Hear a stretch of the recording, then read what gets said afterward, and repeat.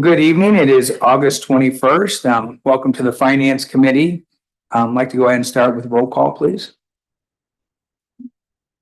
Mayor St. John. Here. Mr. Capel is absent right now. Mr. Strayer is absent. Mr. Neff. Here. Mr. Grumney. Here. Mr. Martin. Here. Mrs. Cooper. Here. I'm present right now. Okay, and then thank you for that. It looks like we have some minutes to approve from July the 17th. Could I get a motion on that? Second. All right, we got a motion and a second. Discussion. All right, roll call, please. Mr. Neff. Yes. Mr. Martin.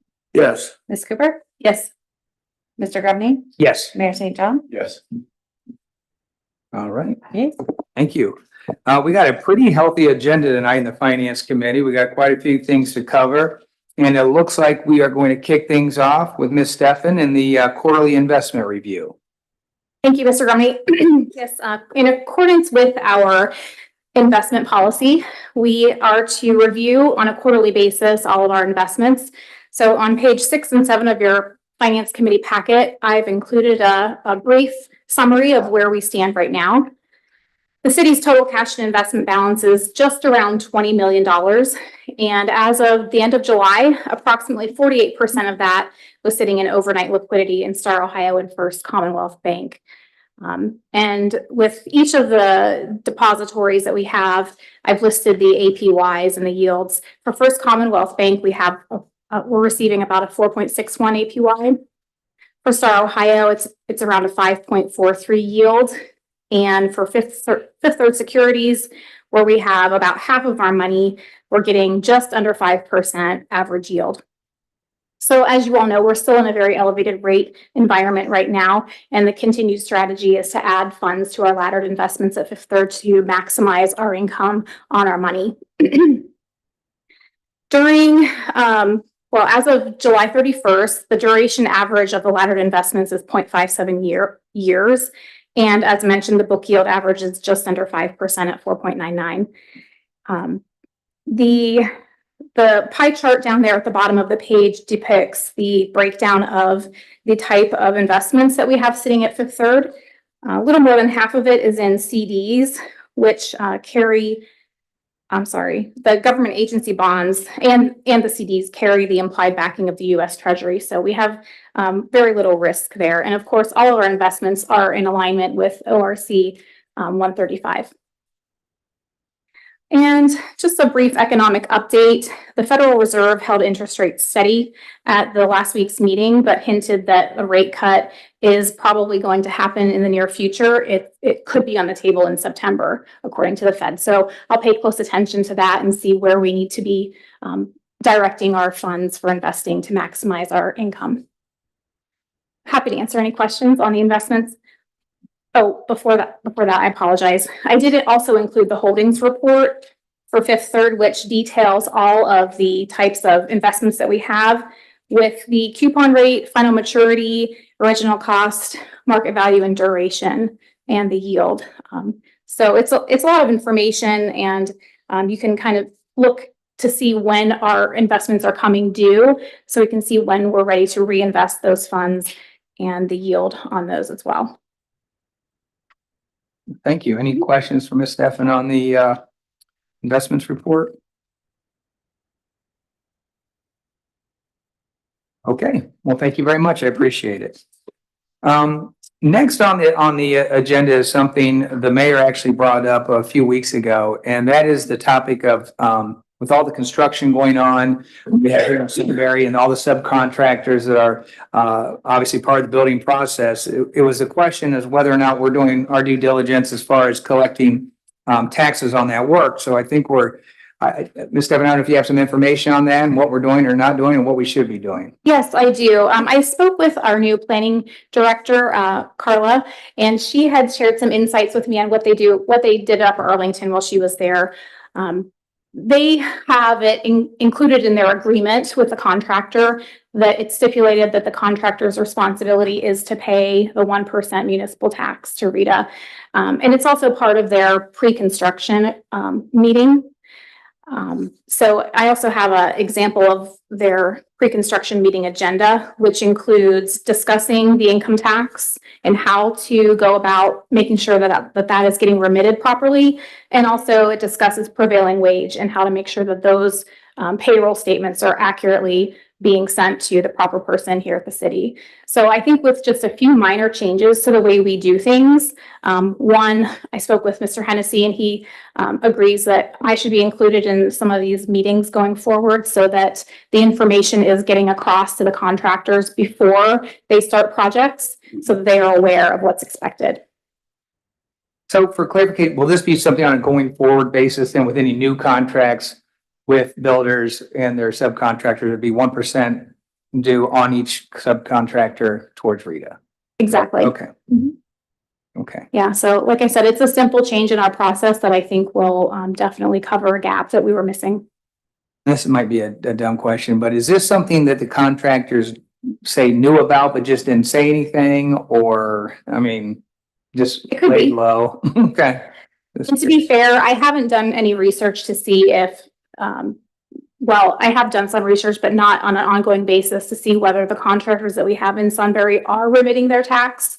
So that's something that I'm going to add to my agenda or to my workload and look at that on a regular basis to make sure they are complying with what they're supposed to do. Any questions on that research?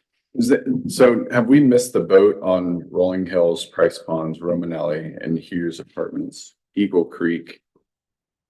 There is a process that we can follow to make sure if they haven't remitted them, that they can go back and remit them. I believe, I take that back. I'm not certain if that's the case. I have to do some more research. But let me look into that and I'll get back with you. Okay. The pre-construction phase. Yeah, I was gonna say, what we have missed clearly is the pre-construction meeting. Because all of those, I think, have had their in fact, they have all had their pre-construction meetings. So reinforcing that during that point, yes, we've definitely missed that. So we've got to find a way to get that group, in the fold. Okay. And pre-construction, I feel like that meeting is really focused on, I'll call it like mass excavation, roadway installation, stormwater, sewer. Is that also the meeting that we're talking about that would capture things like subcontractors for individual homes? I mean, Yeah, so it's got to be 50 different contractors that are building individual homes. Yeah, so you're absolutely right. I mean, at this point, the pre-construction has been focused on the mass grading portion of the project, not the vertical construction portion of the project. So that's where I think working with Carla, we'll figure out a way to get that process included in this. So directly with the home builder side, not just the mass grading side. Okay.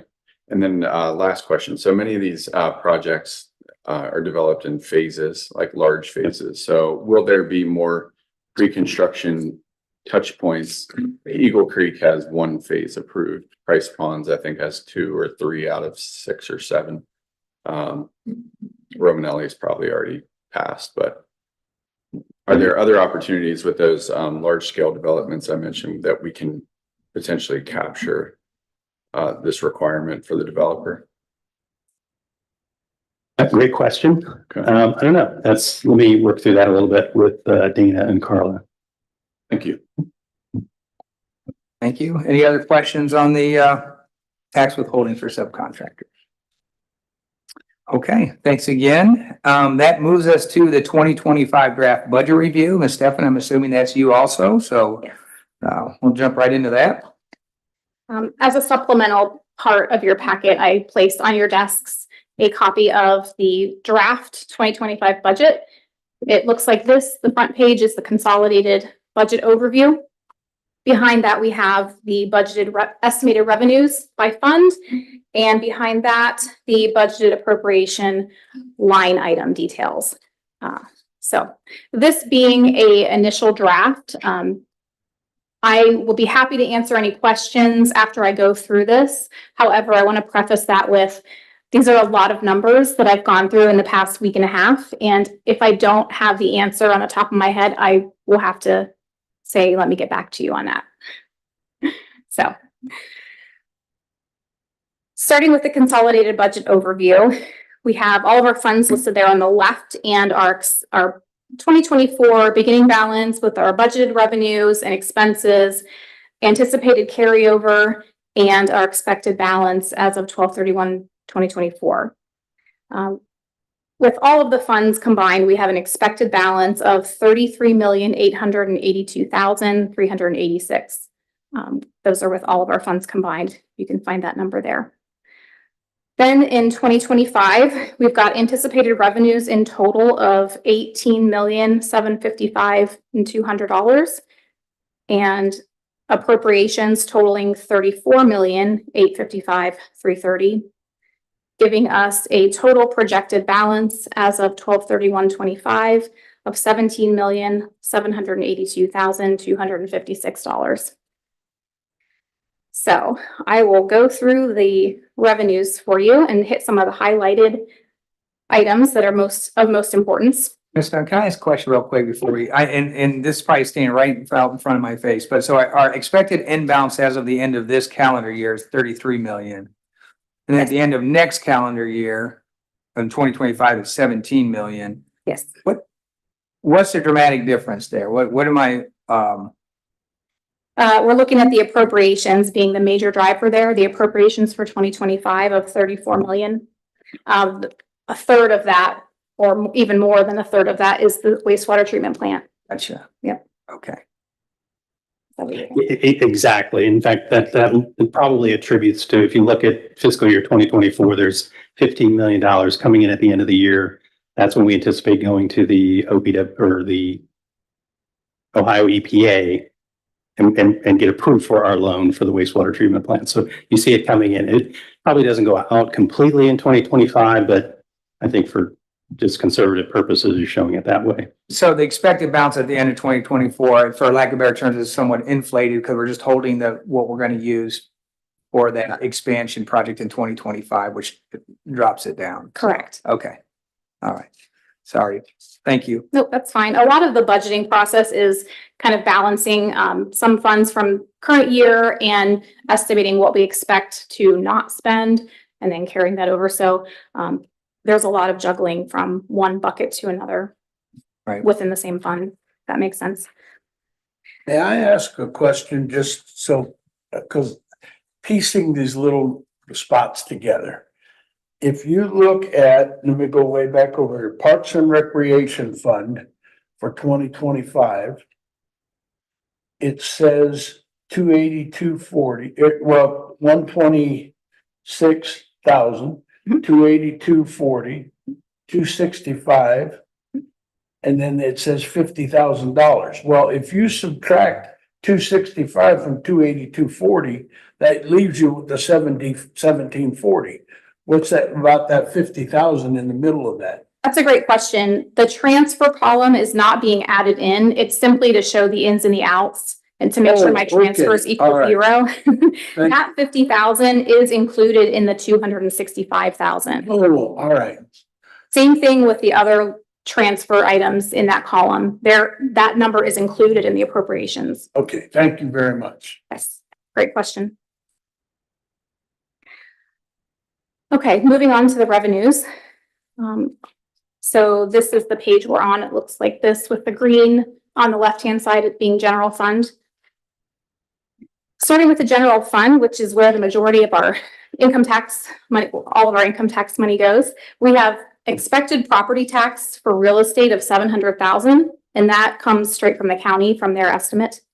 And we're estimating conservatively, I might add, a $6 million income for municipal income tax.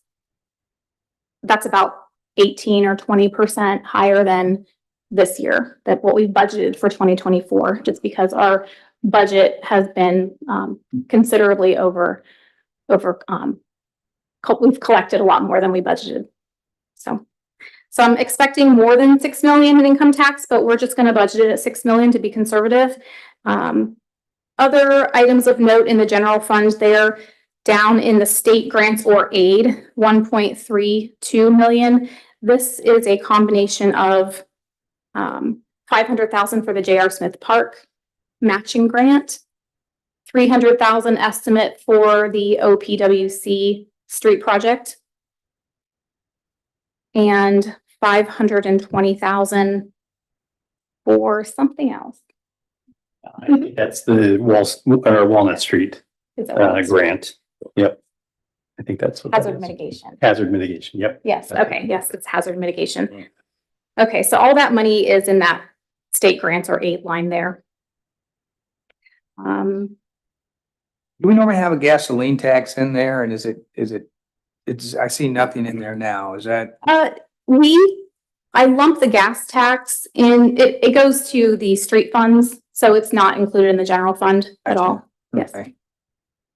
Thank you. I'm not sure why that gas tax line is there in the general fund column. So with total receipts in our general fund expected to be 8.951 million in 2025, adding that to our balance at the beginning of the year, we will have roughly 15.5 million to spend from the general fund. Then in the next columns out to the right, we've got our special revenue funds. These include street construction, street highway cemetery, parks and recreation, all of our impact fee funds, and some other minor special revenue funds. I'm happy to go into details on any of those if anyone would like me to. We also need to place our revenue for our debt service, and this 110,000 is straight transfer from the general fund into the debt service fund. And also in the capital projects fund below there, we've got 625,000, which is half of the half of the 1.25 from the state for the East Granville Street project. Mhm. Yes. Yep. And the 2.1 million in federal grant is half of the 4.2 million for the same project. And with discussion with Daryl, we decided to do half expected to be received in 25, with the other half expected in 26. That's why we see half of it showing here. Which may be a little aggressive, but just trying to show something. And in the next column, the only item there that we show is a sanitary sewer fund, and this is revenue for sewer taps and sewer rent payments from utility customers. And over on the far right, under trust and agency funds, we have pass-through engineering, which is what we're all very familiar with, the pass-through accounts when developers pay us in advance for their engineering fees, then we go and pay CT. That's what that is.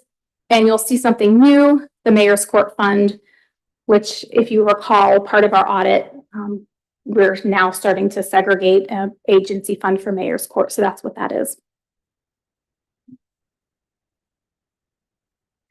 So those are all the revenues.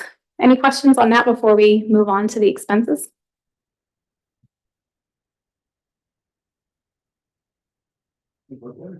So maybe one other thing now that I should have added this. So this is I missed this. I mean, keep in mind, we do have a grant for the wastewater treatment plant as well from the state. So we've not captured any of that grant fund in this budget at the moment. So we'll clean that up for the next presentation. And Dana wouldn't know that. I should have told her that. So that's on me. Alrighty.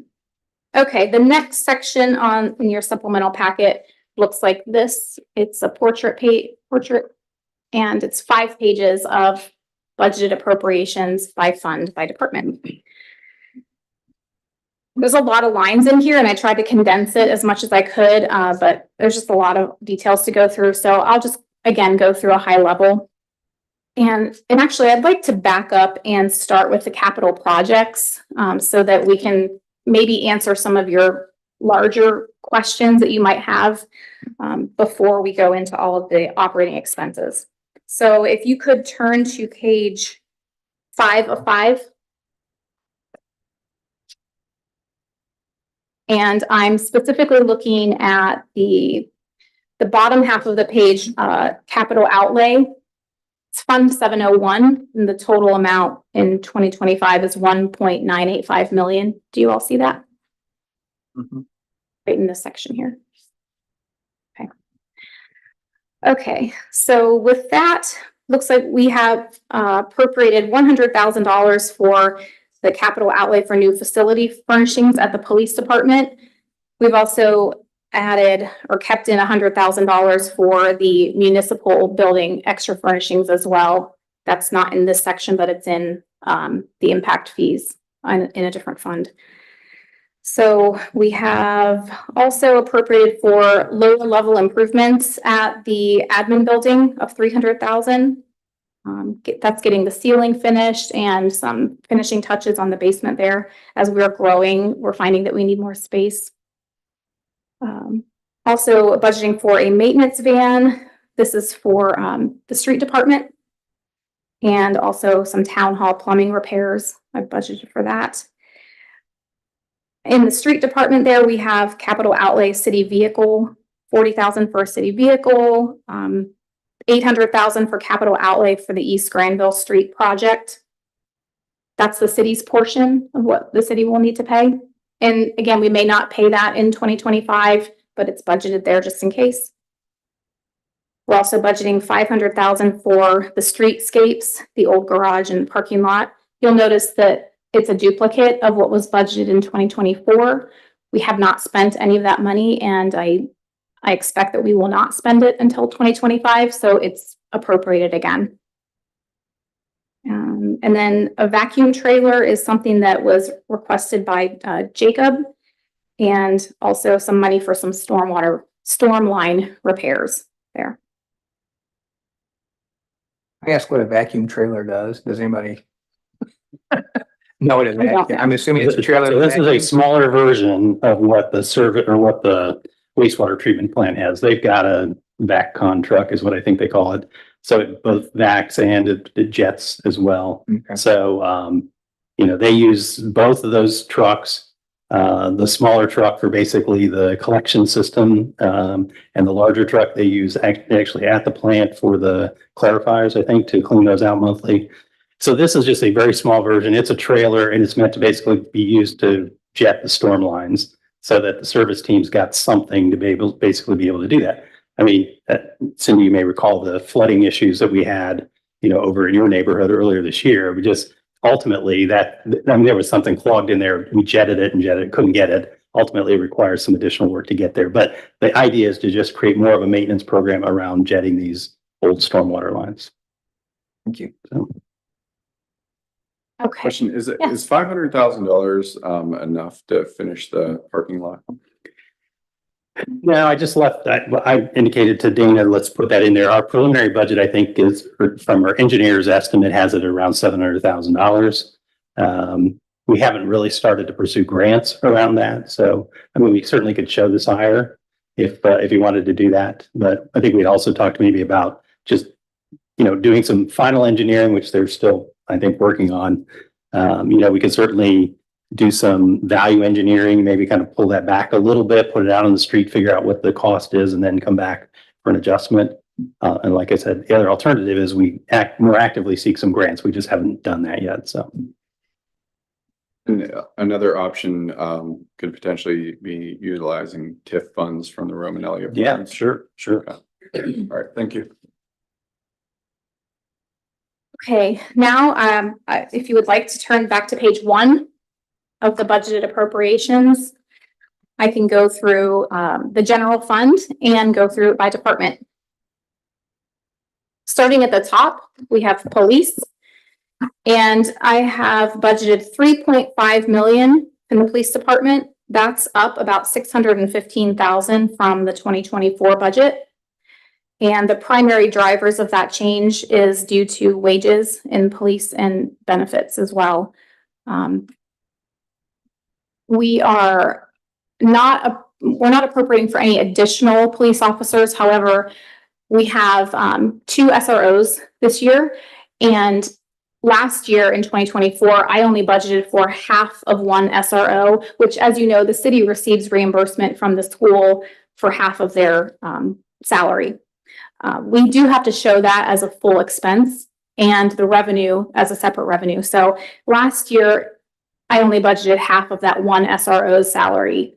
And that was my fault. I should have budgeted for the entire salary, even though we're technically, I mean, we're paying the full salary, but then receiving half of it back from the school. So we have to show them the separate expense from the revenue. So that is one driver of why this is higher than last year. Also, the wages for 2025 were updated according to the FOP contract. And across the board, I've put in, well, for almost all departments, I built in a 5% wage increase. And that, of course, doesn't have to be given. It's just built into the budget. Also, the benefits throughout this current year, the benefits line ended up being a little bit low. So we have to increase that for next year so we can make sure that we can cover it. That's why that's a little bit higher. Contractual services is a little higher as well. And this is primarily due to some Microsoft licenses that are needed. At the new building, they're going to need more computers and monitors. So those are included here in the operating budget. In discussions with the chief and deputy chief, they're going to be doing FOP negotiations for the renewal of the contract this year. So that could potentially be between $10,000 and $20,000 according to the attorney. So that's built into the budget as well. And some cruiser repairs have been increased this year. Those are the larger items that I wanted to address that's driving the change. Any questions on police before I move along? Okay. Does the SRO reimbursement from the schools increase now? We have two. Yes, it'll increase. We'll get 50% for each of them now. So yes. So the revenue is increased, which is included in the revenue section corresponding to the increased expense. Okay. Moving along, street lighting, that's staying the same from last year. Traffic signals is increased due to the higher cost and need to repair those on a more regular basis. So this was all in discussions with Jacob. So we had to increase that.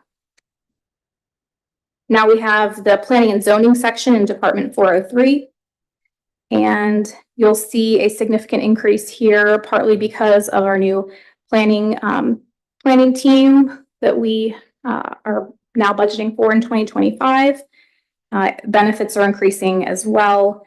And also I put in the budget here, city vehicle. Did I budget that twice? Yeah. I think I did. Yes, sorry about that. Yeah, you can. I have a city vehicle in there twice, so that's my mistake. I'll have to get rid of the capital one. Okay, next we have the admin section. And this section has increased about 500,000 from last year. As you know, we've had to increase our contractual services costs due to engineering fees, et cetera. With the new planning department, I don't know that we will reach those high levels in 2025 like we did this year.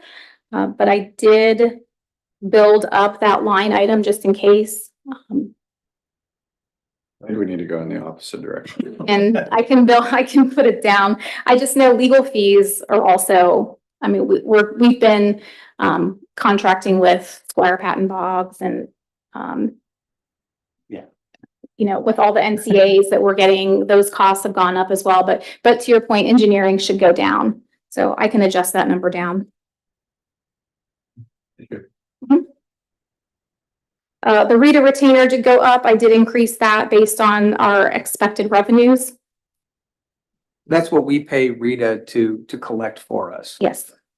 Yeah, I feel like it's getting closer and closer to have somebody to do that here. I mean, that's a lot of money to pay. It is. The other thing too, just real quick on travel admin, since we've added administrative staff and that stays at 2,000, do we need to think about increasing that a little bit since we have more staff and there might be opportunities or need to? Yeah, that could be. I mean, just asking a question, don't know. not looking to spend more money, but 2,000 is not very much to stretch between, 5 people maybe or whatever it is, so. I could look at that. Okay, oh, and a $50,000 budget for cybersecurity. This is just a blind guess. I'm not sure exactly how much this would cost, but we do need to spend some money to make sure that we are secure and we can not fall victim to any cyber attacks. All right, moving along to the legislative department. Not much has changed here. The only increase is for the benefits, and that's for the Oprah's match. It was too low in the past, so I'm correcting it. Next section is Mayor's Court, and there was no change from year to year on that department. Fiscal, we have a slight downturn here because of the asset management and gap conversion. We've already paid for the asset management piece, the actual inventory of all of our items in 2024. So that will not be an expense next year. And I don't expect the gap conversion to be as high as I had budgeted it in the past. So I think 25 is a good number. So that's going to go down. Dana, can I ask something?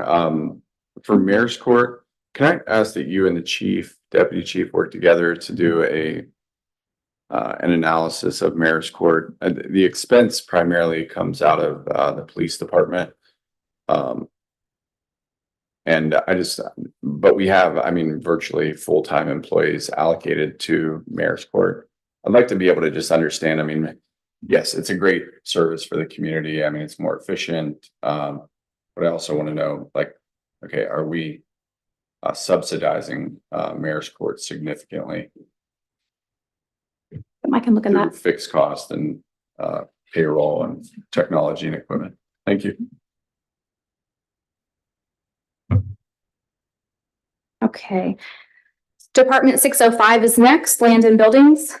This will show a decrease from 2024 due to the electric charging station. Even 10,000 is probably too high for that. But I'm hesitant to reduce it because electric bills have been skyrocketing lately, so I don't want to go too low, but 25 was definitely too high for that.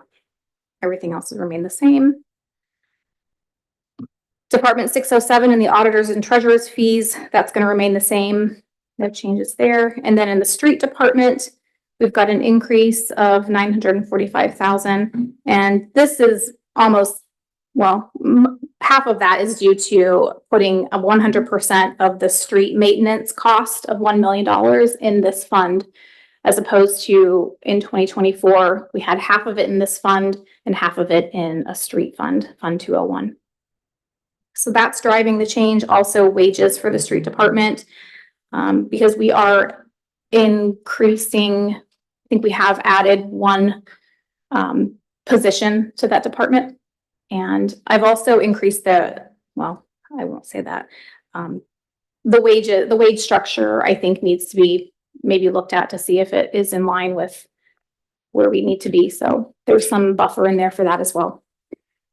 Yeah, so just to be clear, we've been trying to get 7 people in our service department for some time. We've got, that includes the supervisor. So when I don't think we achieved that, we did some modification in last year's budget. But again, this is really for 7. And again, that's a number I think you guys have seen before.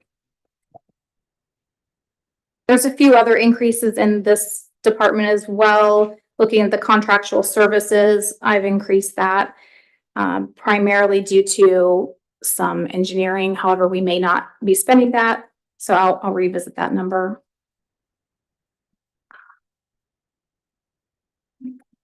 Service. Yeah, I was gonna say, let's also talk about the service vehicle here. This is snow and ice, right? 150. Yes, Yeah. It is the plow. Yeah. Yeah. So we are showing a new plow truck in this budget. At some point we will be taking over the Price Ponds and Rolling Hills subdivisions. Maybe Rolling Hills comes this year, who knows? So again, I think we had talked a little bit about, we do need probably some additional vehicles. We haven't done it until this point. So that's why you see that number. And then finally, in the general fund, we have transferred other funds, and this is $110,000 going to debt service to cover the debt obligations and $50,000 going to Parks and Rec to cover some parks funding. What parks funding? So the spending in the Parks Department, looks like the park fund doesn't have a revenue source, Right. but we do have money that has to be paid from there. We have a budgeted, joint rec district study, some source point, some aerators in the reservoirs and some other minor items. So that's just to cover some of the expenses that we've budgeted.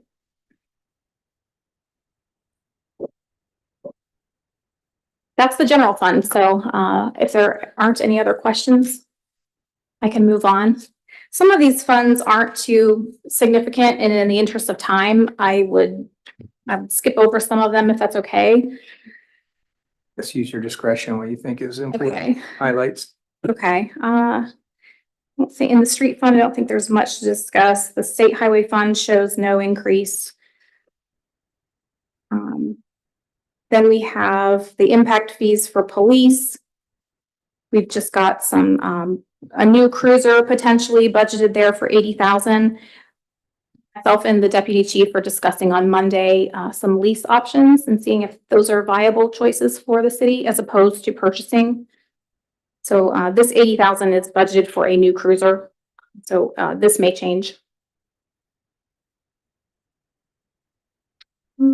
And then in the impact fees for municipal facilities, Fund 204, this is the same as what we have budgeted from 2024.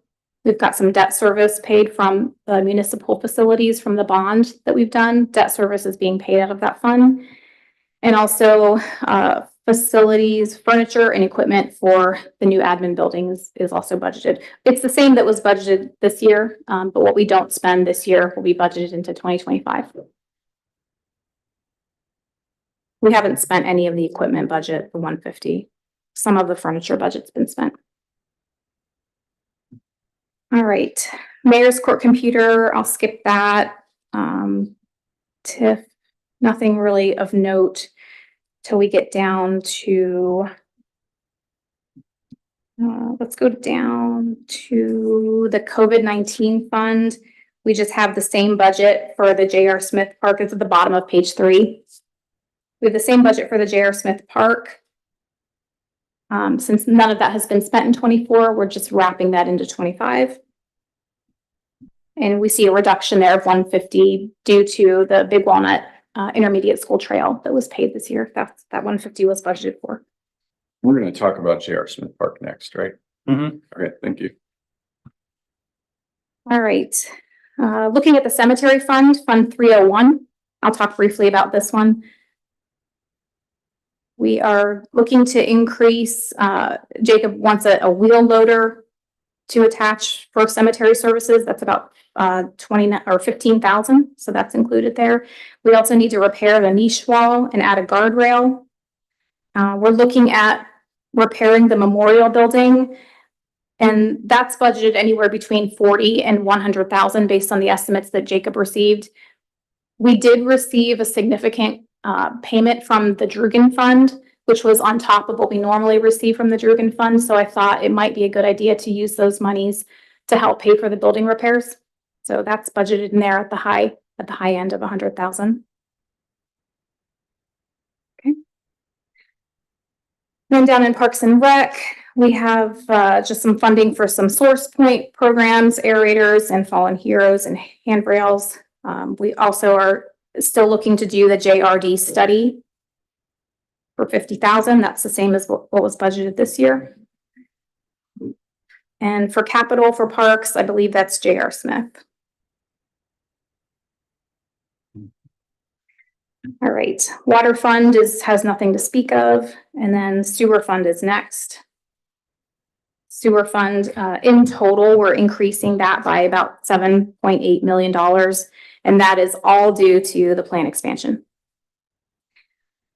When I discussed the capital and operating needs with Dale, it was very difficult to determine if anything that he needed for the plant, since he has all this expansion coming and he knows that he's gonna get, new equipment and everything with the expansion. There's a lot of unknowns right now to know what exactly he's going to need as far as new materials or supplies. So a lot of the budget was carried forward from 2024. We did increase the chemicals slightly. That's about it. Is he investing in his own camera system? Do we have a camera system today? No. We outsource all that. We do, yes. But it looks like we've been budgeting for it, but I haven't spent it yet. That's right. In the budget. That's right. correct. Yes. Yeah, I think Dale's tested a couple and just hasn't really landed on what he wants. So we've definitely talked to him about this. He feels like he needs it, so yeah, it'd be great if we could continue to budget for it and ultimately make it happen. He also expects the cost to go up. So that's why you see 35,000 budgeted in 24 for that camera system, but 80,000 budgeted in 25.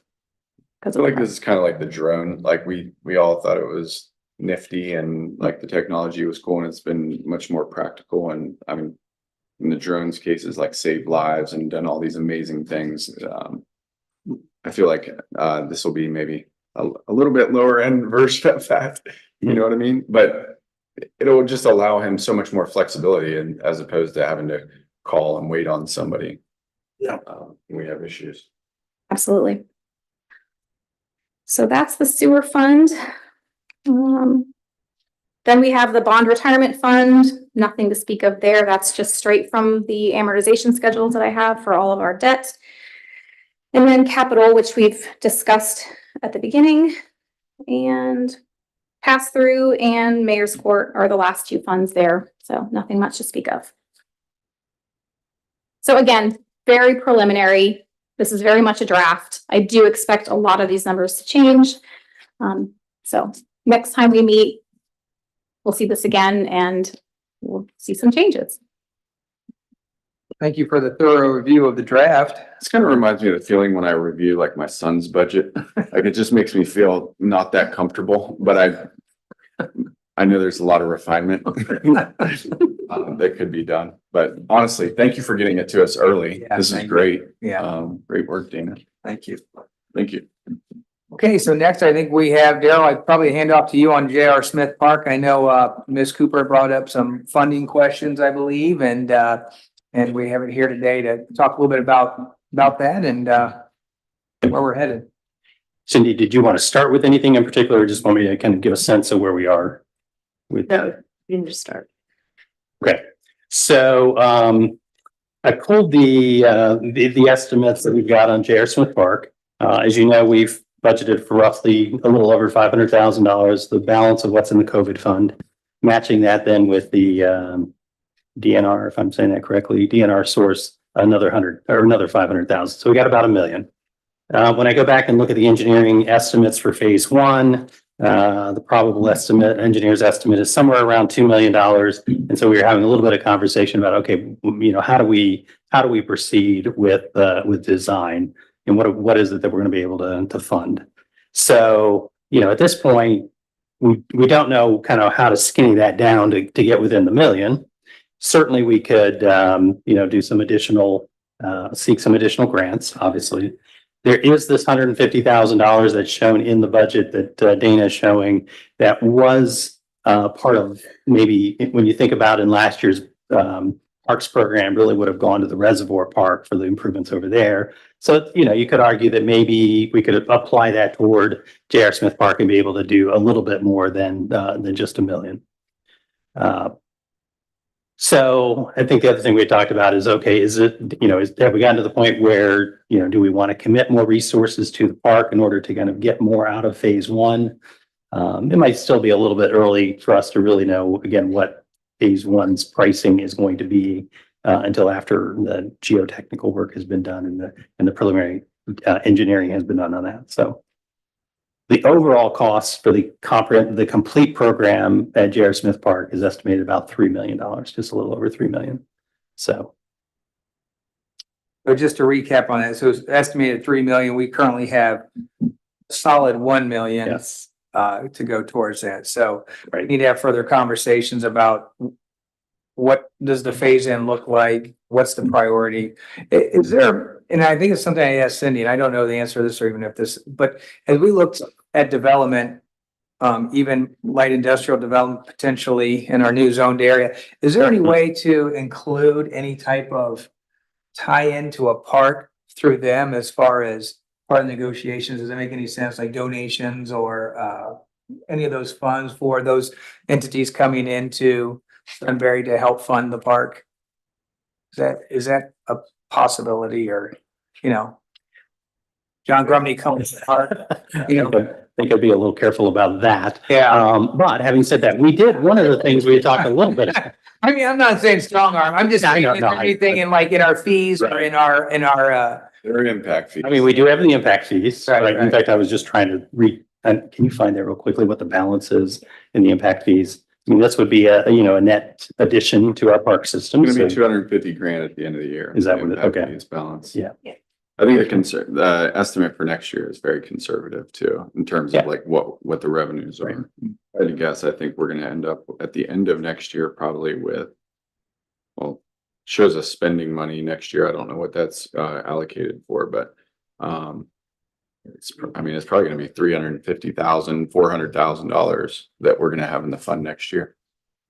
I think. yeah, so that definitely becomes another source. One other thing we had talked a little bit about, you know, we were starting to draft what a quote donation policy might look like. Very, very preliminary in that, in terms of that. I mean, if we were to do some sort of a citizen donation program and, you know, I don't know, like I said, just kind of a way to raise some money to support the park improvement. I mean, there's still some work to be done around that, but that might be another way to do it. But again, that's, one, it's not in place at the moment. Two, it would take certainly some effort to, you know, to run that kind of a program too. We had a discussion in the Parks Committee quite a while ago about giving people the opportunity to sponsor a particular piece of equipment or something like that in the park. Right. If they put up a certain amount of money, their name could be on the shelter house. Yeah. Or something like that, as a way to raise some of that funds. Is that still in the? Yeah, that's the donation policy that was Okay. kind of drafted, but never really advanced beyond preliminary discussion at the council or at the committee level. So, Okay. but yeah, I mean, lots of communities will, you know, do that kind of thing where Sure. they will raise some funds, or they may name some asset after a contribution that's been made. So. Well, I'm glad we're talking about, because I know there was excitement when we first talked about in the community about doing something with J.R. Smith Park and, you know, from a resident standpoint, I know it probably feels like forever. I know there's a lot of hurdles to get through. But it would be nice to be able to, make some serious, strides towards, delivering something, because I think, Sunbury is a great community, and I think having a park like that really makes us stand out and comparable to some other similar areas. So. So I guess what I think I might be hearing is you feel like we were falling just a little bit short on kind of what we are contributing. And or I what don't we want to will make that get, seem not what negative. we will get. Yeah, I But just what feel we like could the budget. momentum has died a little bit. Mhm. And so just looking to maybe pick it back up and start having more concise conversations about what the steps that need to get Mhm. done, excuse me, to make some progress. So, yeah, Yeah, I think, not that there's nothing else going on. I think Dan has provided a couple of updates, and we have been leaning pretty heavily on CT to kind of help us with this project. Mhm. So I just need to move it up on the priority list, is I think what I'm hearing. I mean, there's a couple of options that we can do it. I mean, if we had a good cost estimate, we could probably make some more strategic decisions. Right now, we don't. What I heard is the survey is not lining up. There are encroachments on our property that we have to deal with one way or another, and that can potentially affect cost. We can't go out to bid like right now and say, go move all the dirt for phase one and pay for it, because engineering wise, I don't think CT and the level of their planning would have enough like certainty that, okay, yeah, we're not going to get sued for going and taking out the certified gas station or something. But I mean, there are options. I mean, I don't want to make it feel like we're backed in a corner here and we can't fund this. I mean, we're city council and the finance committee, and we can allocate the monies. It's just competing with other priorities. I mean, you can also take out debt. I mean, that's if you want to go out and fund something and explain it to the public that, hey, we're going to go and make this $2 million gap go away, and we're going to pay over time, or we're going to go and ask you to pay for it. I mean, those are options. So it probably has felt like it's lost steam, but you know, we do have $1 million. The decision is, can we do something fast enough by the end of the year and lock it into the budget that allows us to do more than just move dirt next year? Pending that CT and our engineering team can button up all the details and go out to bid and do the things they need to do. I did have a question for Dana, and then go to Daryl. Are we able to bond? Are we able to issue debt based on future revenues that we know are going to happen? Like, for example, in development that's been approved that we have, a defined revenue source. I mean, we can extrapolate out what that's going to be based on current run rate projections. Can we say we're going to issue debt and we know we have a revenue source tied to it? I believe that's possible. Yeah.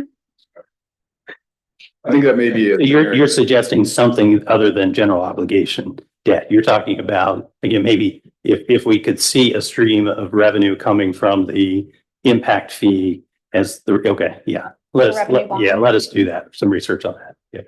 I mean, we know what we've approved through zoning and city council and is in the pipeline. I mean, the ones that are coming out of the ground are the most visible, but we also know there are some that aren't out of the ground yet, but we know are going to happen.